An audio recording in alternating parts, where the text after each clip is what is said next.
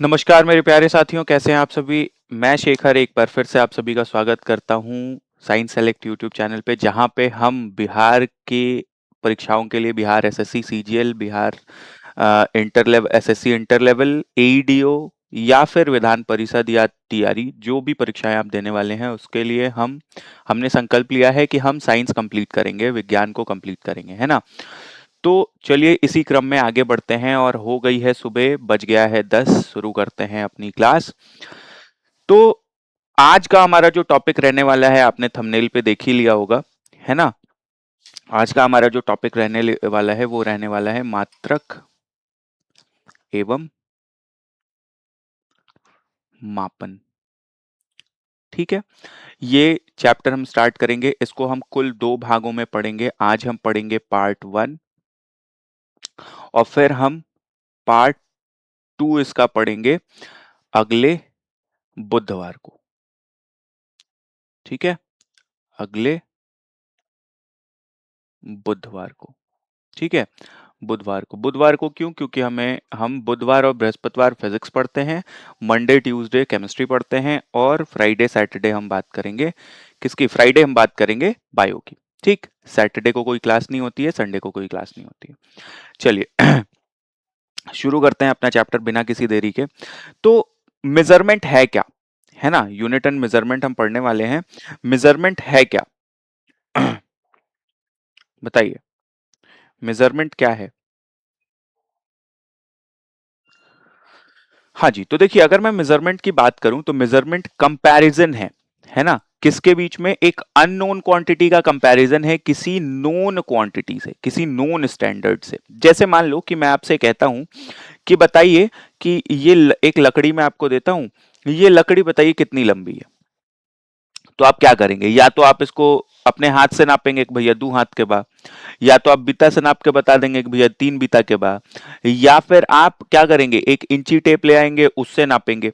तो वो जो इंची टेप या आपका हाथ या आपने जो अपनी उंगलियों से नापा, वो क्या है? वो नोन है ना कि मेरी उंगली इतनी ही बड़ी है, मेरा हाथ इतना ही बड़ा है। वो जो इंची टेप आप लेके आए, वो जो मेजरिंग टेप आप लेके आए, वो मेजरिंग टेप में मार्किंग लगी हुई है, तो वो नोन क्वांटिटी है ना, उसको आप पहले से जानते हैं, ज्ञात मानक है वो। और उस ज्ञात मानक की तुलना अज्ञात राशि से अगर आप करते हैं तो उसी प्रोसेस को आप क्या कहते हैं? मापन यानी मेजरमेंट कहते हैं। समझ में आ गई बात? क्लियर हो गया? क्लियर हो गया? हाँ जी, तो चलिए आगे बढ़ते हैं और समझते हैं कि मेजरमेंट की नीड क्या हुई, मापन की जरूरत क्यों पड़ी। तो देखिए मापन की जरूरत इसलिए है ताकि हम क्या कर सके, किसी भी भौतिक राशि का अध्ययन कर सकें, है ना। अच्छे से मान लो कि हम तक वो लकड़ी दिया नहीं है, तू हम कह देने कि भाई यही होई 2 फुट के होई। हाँ, तो ये लगभग 2 फुट का है। अगर इसकी एग्जैक्ट वैल्यू आपको पता होती, एग्जैक्ट मान लीजिए ये 2.56 फुट का होता, तो भाई अब मैंने तो जो मेजरमेंट बताई वो अप्रॉक्स बताई। तो जो एग्जैक्ट मेजरमेंट है भौतिक राशियों, जब भी आप फिजिक्स पढ़ रहे हैं तो वहां पे मेजरमेंट बहुत ज्यादा जरूरी हो जाती है और एग्जैक्ट मेजरमेंट करना बहुत ज्यादा आवश्यक हो जाता है। तो मेजरमेंट की जरूरत क्यों पड़ी? क्योंकि हमें एग्जैक्ट, एकदम एक्यूरेट भौतिक राशियों को माप सके। ठीक है, समझ में आ गई बात?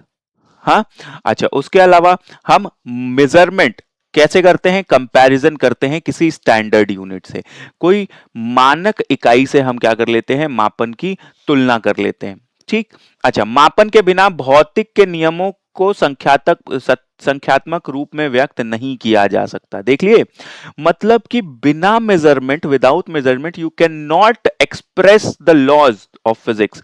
फिजिक्स के जितने सिद्धांत हैं, जितने नियम हैं, उनको हम न्यूमेरिकली नहीं दिखा सकते, वो सिर्फ कागज पे रह जाएंगे, सिर्फ थियरी बन के रह जाएंगे। समझ में आ रही है बात? तो इसलिए हमें मेजरमेंट की जरूरत है। क्लियर? चलिए आगे बढ़ते हैं और बात करते हैं कि ये जो फिजिकल क्वांटिटीज क्या होती हैं, है ना। तो देखो, ऐसी कोई भी क्वांटिटी, ऐसी कोई भी राशि जिसको आप मेजर कर सके, जिसको आप माप सके, ठीक है, जिसको मापा जा सकता है, वैसी कोई भी राशि को आप क्या कहेंगे? फिजिकल क्वांटिटी कहेंगे या भौतिक राशियां कहेंगे। ठीक है? भौतिक राशियां वह राशियां होती हैं जिनको हम माप सकते हैं। जैसे फॉर एग्जांपल लंबाई, द्रव्यमान, समय, तापमान, बल, दाब, कार्य, इन सारी चीजों को मापा जा सकता है। तो जब इन सारी चीजों को मापा जा सकता है तो ये सारी की सारी चीजें क्या हैं? भौतिक राशियां हैं, है ना? वो सारी की सारी क्या हैं? भौतिक राशियां हैं, भौतिक मात्राएं हैं। ठीक। अब जो भौतिक राशियों को दिखाने का तरीका है, यानी हम किसी भी भौतिक राशि को लिखते हैं तो हम उसको कैसे लिखते हैं? हम लिखते हैं उसका संख्यात्मक मान, यानी उसकी न्यूमेरिकल वैल्यू, और उसके साथ लगाते हैं एक इकाई, उसके साथ एक लगाते हैं इकाई यानी यूनिट यानी मात्रा। समझ में आ गया? अगर मैं सिर्फ लिखूं कि अ, पटना से पटना से सिवान, ठीक, ई 150 बा, 150 बा, तो 150 का बा, पटना से सिवान 150 का बा, 150 किलो बा, 150 पाउंड बा, का बा। तो भाई हमको बताना पड़ेगा ना कि हम किसको बता रहे हैं? हम दूरी को बता रहे हैं, और दूरी के लिए हम एक फिक्स यूनिट यूज करते हैं, तो हम इसको ऐसा कह देंगे, पटना से सिवान 150 किलोमीटर दूर बा, 150 किलोमीटर। तो जैसे ही ये यूनिट मैंने लगाई, तुरंत मुझे पता चल गया कि मैं किसकी बात कर रहा हूं? मैं दूरी की बात कर रहा हूं। मैं किसकी बात कर रहा हूं? डिस्टेंस की बात कर रहा हूं। समझ में आ रही बात? तो ये जो यूनिट है, ये जो इकाई है, ये जो इकाई है, ये क्या बताती है? ये बताती है कि किस प्रकार की भौतिक राशि वो है। ठीक है? तो हमेशा याद रखिएगा, भौतिक राशियों, ऐसी कोई भी राशि जिसको आप मेजर कर सकते हैं, जिसको आप माप सकते हैं, वो सारी भौतिक राशियां होंगी। भौतिक राशियों को दिखाने का तरीका क्या होता है? संख्यात्मक मान प्लस उसकी इकाई। संख्यात्मक मान में क्या गुणा कर देते हैं? उसकी इकाई गुणा कर देते हैं, तो हमें मिल जाता है भौतिक मात्रा यानी भौतिक राशि। किसी भी भौतिक राशि को बिना उसके यूनिट के, बिना उसकी इकाई के नहीं दर्शाया जाता है। क्लियर? इतनी बात समझ में आ गई? चलिए आगे बात करते हैं और समझते हैं कि हमारा ये जो फिजिकल क्वांटिटीज हैं, भौतिक राशियां हैं, ये इनको कैसे वर्गीकृत किया गया है, कैसे इनको बांटा गया है। तो देखो, दो क्लासेस में बांटा गया है इनको। एक तो बेस्ड ऑन डायरेक्शन, दिशा के आधार पर, और दूसरा बेस्ड ऑन मेजरमेंट, माप के आधार पर। ठीक है? हमने अपनी भौतिक राशियों को, फिजिकल क्वांटिटीज को, फिजिकल क्वांटिटीज को दो क्लासेस में क्लासिफाई कर दिया है। ठीक, एक बेस्ड ऑन डायरेक्शन यानी दिशा के आधार पर, और दूसरा मेजरमेंट के आधार पर। ठीक है? मेजरमेंट के आधार पर। तो आइए समझते हैं दिशा के आधार पर हमारी भौतिक राशियां क्या होती हैं और मेजरमेंट के आधार पर हमारी भौतिक राशियां क्या होती हैं, माप के आधार पर भौतिक राशियां क्या होती हैं।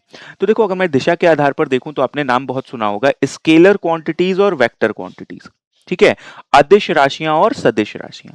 क्या होती हैं ये स्केलर क्वांटिटीज? क्या होती हैं ये स्केलर क्वांटिटीज? क्या होती हैं ये स्केलर क्वांटिटीज? तो ये जो स्केलर क्वांटिटीज हैं, ऐसी सारी राशियां, ऐसी सारी राशियां जिनमें, जिनकी केवल, जिनकी केवल अ, जिनका केवल संख्यात्मक, संख्यात्मक मान हो। ठीक है? दिशा ना हो, दिशा ना हो। ठीक है? दिशा ना हो। जैसे मैंने बोला 20 किलोमीटर, जैसे मैंने बोला 20 किलोमीटर, तो ये कैसी क्वांटिटी हुई? ये स्केलर क्वांटिटी हुई, इसमें मुझे दिशा नहीं पता है ना? अब इसी को मैं अगर ऐसा बोल देता, 20 किलोमीटर पूर्व, पूर्व की तरफ, तो 20 किलोमीटर पूर्व की तरफ, तो पूर्व एक दिशा मिल गई ना आपको कि इधर 20 किलोमीटर जाना है। ये 20 किलोमीटर किधर जाना है ये नहीं पता था, लेकिन ये 20 किलोमीटर किधर जाना है ये पता है। तो जब भी हम किसी भी संख्यात्मक मान के साथ उसकी दिशा भी बताते हैं, तो उस कंडीशन में हम उस राशि को कहने लगते हैं बेटा वेक्टर क्वांटिटी। क्या कहने लगते हैं? Vector quantity. ठीक है? तो यहां पे दो चीजें आती हैं, एक आती है डिस्टेंस, एक आती है डिस्टेंस, और एक आती है डिस्प्लेसमेंट। ठीक, एक आती है डिस्प्लेसमेंट। ठीक, डिस्टेंस को हम दूरी कहते हैं, और डिस्प्लेसमेंट को हम विस्थापन कहते हैं। ठीक। अब अगर मैं आपसे कहूँ ना कि दूरी और विस्थापन में कौन सी स्केलर है, कौन सी वेक्टर है, तो हमेशा याद रखिएगा मेरे भाई कि ये जो हमारी डिस्टेंस है, ये हमारी स्केलर क्वांटिटी होती है। कैसी क्वांटिटी होती है? स्केलर क्वांटिटी होती है। और डिस्प्लेसमेंट जो होती है वो हमेशा कैसी होती है? वेक्टर क्वांटिटी होती है। ठीक, ये वेक्टर क्वांटिटी होती है। अब कैसे ये स्केलर है, कैसे ये वेक्टर है? जैसे मान लो कि मुझे इस पॉइंट ए से इस पॉइंट बी तक जाना है और इसका रास्ता ऐसे गया हुआ है, ऐसा। ये रास्ता है ए से बी तक जाने का। तो जब आप ये रास्ता लेकर जा रहे हो, जब आप ये रास्ता लेकर जा रहे हो तो आप कोई दिशा फॉलो नहीं कर रहे हो। जैसे जैसे रास्ता जा रहा है, पाथ पे डिपेंड है, पथ पे निर्भर है। जैसे जैसे पथ जा रहा है उस हिसाब से हम अपना घूमते जा रहे हैं। ठीक है? तो इस वजह से ये जो आपने कवर किया, ये हमारा डिस्टेंस है। ये हमारा क्या है? डिस्टेंस है। लेकिन इसी ए और इसी बी के बीच, अगर इसी ए और इसी बी के बीच मैं सीधे चला जाता, सब तोड़ ताड़ के एकदम सीधे निकल के ए से बी पहुंच जाता, तो यहां पे क्या किया मैंने? एक दिशा में गया ना, ए से डायरेक्ट बी की तरफ गया मैं, इस दिशा में गया, है ना? तो इस कंडीशन में इसको हम क्या कहते हैं? इसको हम कहते हैं डिस्प्लेसमेंट। इसको क्या कहते हैं? डिस्प्लेसमेंट कहते हैं। तो हमारी जो डिस्प्लेसमेंट है, जो हमारी डिस्प्लेसमेंट है, वो क्या है? वो वेक्टर क्वांटिटी है, उसमें दिशा पता है। लेकिन डिस्टेंस पाथ पे डिपेंड करती है, पथ पर निर्भर करती है, दिशा पर निर्भर नहीं करती है। तो इसलिए डिस्टेंस हमारी स्केलर क्वांटिटी हो जाती है और डिस्प्लेसमेंट हमारा कैसा क्वांटिटी हो जाता है बेटा? वेक्टर क्वांटिटी हो जाता है। तो जितनी भी चीजें डिस्टेंस पे डिपेंड करेंगी, जैसे speed, speed is equals to क्या होता है? चाल बराबर क्या होता है? दूरी बटा बटा समय, है ना? तो चाल भी हमारी क्या होगी? स्केलर क्वांटिटी होगी। डिस्प्लेसमेंट पे कौन निर्भर करता है? वेग। वेग यानी वेलोसिटी। वेलोसिटी, तो वेलोसिटी हमारी क्या होगी?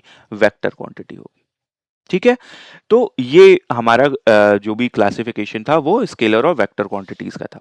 आइए समझते हैं दूसरी क्वांटिटीज को, जिनको हम कहते हैं बेटा मेजरमेंट के आधार पर राशियां।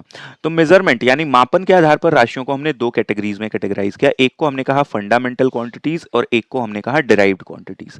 फंडामेंटल क्वांटिटीज मतलब सबसे बेसिक, सबसे बेसिक क्वांटिटीज,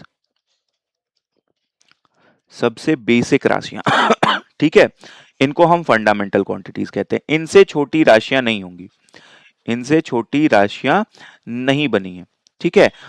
तो ये फंडामेंटल क्वांटिटीज हैं। और इन फंडामेंटल क्वांटिटीज से मिलकर जो राशियां बनी हैं उनको हम क्या कहते हैं बेटा? डिराइव्ड क्वांटिटीज कहते हैं, उनको व्युत्पन्न राशियां कहते हैं।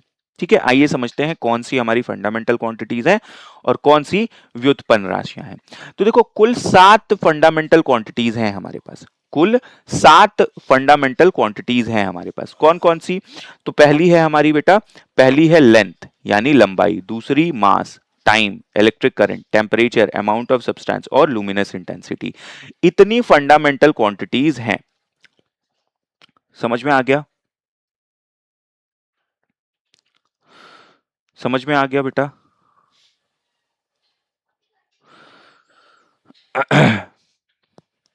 हम्म,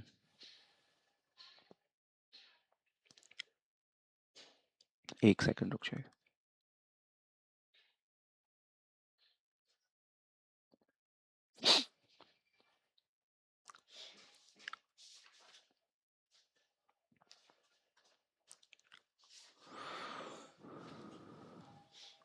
हाँ जी, चलिए, समझ में आ गया। तो कितनी फंडामेंटल क्वांटिटीज हैं? 7। लंबाई, द्रव्यमान, समय, विद्युत धारा, तापमान, पदार्थ की मात्रा और प्रकाश की तीव्रता। ये 7 फंडामेंटल क्वांटिटीज हैं। इन्हीं से बाकी की सारी क्वांटिटीज यानी जितनी भी राशियां बनी हैं वो इन्हीं से मिलकर बनी है ना? अच्छा, यहां पे एक और कंडीशन, एक और चीज आती है हमारी, जिसको हम कहते हैं बेटा सप्लीमेंट्री क्वांटिटीज। क्या कहते हैं? रुक जाओ, इसको पहले डिराइव्ड बता दूं फिर सप्लीमेंट्री समझते हैं। अच्छा देखो, डिराइव्ड क्वांटिटीज क्या होती हैं? Derived quantities formed from base quantities यानी आधार यानी मूल राशियों से मिलकर बनी हुई राशियों को हम क्या कहते हैं? डिराइव्ड क्वांटिटीज कहते हैं। जैसे एरिया, लेंथ गुणे लेंथ, लंबाई गुणे लंबाई, तो लंबाई हमारी फंडामेंटल क्वांटिटीज थी। वेलोसिटी, डिस्टेंस अपॉन टाइम या डिस्प्लेसमेंट अपॉन टाइम, तो डिस्प्लेसमेंट, वेग, डिस्प्लेसमेंट क्या है? लंबाई ही तो है, दूरी ही तो है ना? तो ये भी फंडामेंटल क्वांटिटी। फोर्स, मास, द्रव्यमान, फंडामेंटल क्वांटिटी। एक्सेलरेशन, तो एक्सेलरेशन क्या है बेटा, वेलोसिटी बटा समय, और वेलोसिटी क्या है, डिस्टेंस अपॉन टाइम, है ना। तो डिस्टेंस अपॉन टाइम भी तो क्या है, हमारी फंडामेंटल क्वांटिटी है। इस फंडामेंटल क्वांटिटी से ये बना, फिर इस फंडामेंट इससे क्या बना, ये। तो एक्सेलरेशन और मास का गुणनखंड फोर्स क्या है, डिराइव्ड क्वांटिटी है। तो इस तरीके से हमने अपनी क्वांटिटीज को दो क्लासेस में क्लासिफाई कर दिया। फंडामेंटल क्वांटिटीज जो सबसे मूल राशियां होंगी, और उनसे मिलकर बनी हुई राशियों को हमने क्या कहा, डिराइव्ड क्वांटिटीज का। ठीक है। लेकिन यहां पे एक और चीज हम मेजर करते हैं, वो चीज है एंगल। वो चीज क्या है, एंगल। एंगल यानी कोण। अब कोण को इनमें से किसी भी राशि द्वारा हम नहीं माप सकते। कोण को इनमें से किसी भी राशि द्वारा हम नहीं माप सकते। तो कोण को मापने के लिए हमने क्वांटिटी बनाई। हमने कहा प्लेन एंगल, प्लेन एंगल, ठीक है। और हमने कहा सॉलिड एंगल, सॉलिड एंगल, ठीक है। समान हाँ, समान कोण और ठोस कोण, ठीक। प्लेन एंगल कहां पे, ये 2D में काम करता है, 2D में, यानी जैसे हम पेपर पे काम कर रहे हैं, है ना। तो पेपर पे जो भी कोण हम मापेंगे वो क्या होगा, प्लेन एंगल होगा। सॉलिड एंगल्स, जितने भी 3 डायमेंशनल ऑब्जेक्ट है, जितने भी 3 डायमेंशनल ऑब्जेक्ट है, उनके कोणों को नापने के लिए हम क्या, किसका यूज करते हैं, सॉलिड यानी ठोस कोण का यूज करते हैं। क्लियर हो गई बात, समझ में आया। हाँ जी, हाँ जी। अच्छा जी, अगर मैं बात करूं कि प्लेन एंगल का फॉर्मूला क्या है, तो यहाँ पे हम थीटा मापने के लिए क्या करते हैं, लेंथ बटा रेडियस कर लेते हैं। यहाँ पे कोण मापने के लिए लेंथ बटा उसकी रेडियस यानी उसकी त्रिज्या, है ना, लंबाई बटा त्रिज्या कर लेते हैं, है ना। किसकी लंबाई, आर्क की लंबाई, यानी आर्क को क्या कहते हैं हिंदी में, आर्क मुझे याद नहीं है, आर्क को, है ना, ये जो होता है इसको हम आर्क कहते हैं, ठीक है, इसको आर्क कहते हैं, ठीक। तो आर्क की लंबाई बटा रेडियस होता है। और अगर मैं इसकी बात करूं, सॉलिड एंगल को ओमेगा से दिखाते हैं, और इसकी वैल्यू होती है एरिया अपॉन, मतलब जो भी उस स्फेयर की एरिया है, जो भी इस गोले की एरिया है ना, उसकी एरिया को उसके रेडियस स्क्वायर से डिवाइड कर दें तो हमें मिल जाता है सॉलिड एंगल का मान, ठीक है। तो ये दो कोण है, इनको बस याद रखिएगा। ये फॉर्मूला अगर आप चाहें तो लिख लीजिएगा अपनी कॉपी में, ठीक, इंपॉर्टेंट हो जाता है। वैसे क्वेश्चन तो बहुत कम आते हैं, लेकिन फिर भी अगर आप पेपर दे रहे हैं तो हर चीज को आपको जानना बहुत ज्यादा जरूरी है। तो दो कुछ चीजें समझ में आ गई, फंडामेंटल क्वांटिटीज समझ में आ गई और डिराइव्ड क्वांटिटीज समझ में आ गई। आइए बात करते हैं क्या जरूरत है स्टैंडर्ड यूनिट्स की, है ना, मतलब कि स्टैंडर्ड इकाइयों की क्या जरूरत है। तो देखो क्या है, जैसे मान लो कि हम लेके आए 5 किलो, 5 किलो सेव, ठीक। अब जिस दुकान से लेके आए वो हमको 5 किलो कह के दिया, हम इसको लेके गए किसी दूसरी दुकान पे, वहां पे मापे तो हमको कह रहा भैया इतना 3 किलो बा, इतना 3 किलो बा। तो 3 किलो 5 किलो, तब तो हमार पारा गरम हो जाई। तो जब हम उसके पास गए तो कहा कि अरे भैया हम हेसे नपले रहनी है, इहे हमार 5 किलो हो। जो बट्टा वो हमको दिखाया, वो हमको कहा ना कि इहे हमार 5 किलो हो, ये हमारे 5 किलो, हम ऐसे नपले रहनी, हम तारे के 5 किलो दिले बनी। और इस वाले दुकान वाले के पास गए तो ये कहा कि अरे भैया हम तो हेसे नपले रहनी हो, आ ई हमार 3 किलो हो, लेकिन एक बराबर तो हर बा। तो क्या हो रहा है, अलग अलग जगह पे जाने पे, अलग अलग जगह पे जाने पे हो क्या रहा है कि बार बार ये मापन चेंज होता जा रहा है, ये यूनिट चेंज होती जा रही है ना। तो उस कंडीशन में हमने क्या कर लिया, हमने अपनी चीजों को यूनिफॉर्म रखने के लिए, एक रूपता बनाने के लिए हमने क्या कर ली, एक स्टैंडर्ड यूनिट बना ली जो पूरे विश्व में बराबर है। कंफ्यूजन दूर हो जाएगा इससे कि भैया हम है के 5 किलो को, हम है के 3 ग्रामे को, हम किलो के ग्राम में को, हम तो वो चीजें नहीं आएंगी, वो कंफ्यूजन नहीं आएगी, इसलिए जरूरत है साइंटिफिक रिसर्च और कम्युनिकेशन में। मान लीजिए कि कोई अमेरिका का साइंटिस्ट है, कोई अमेरिका का साइंटिस्ट है, वो इंडियन साइंटिस्ट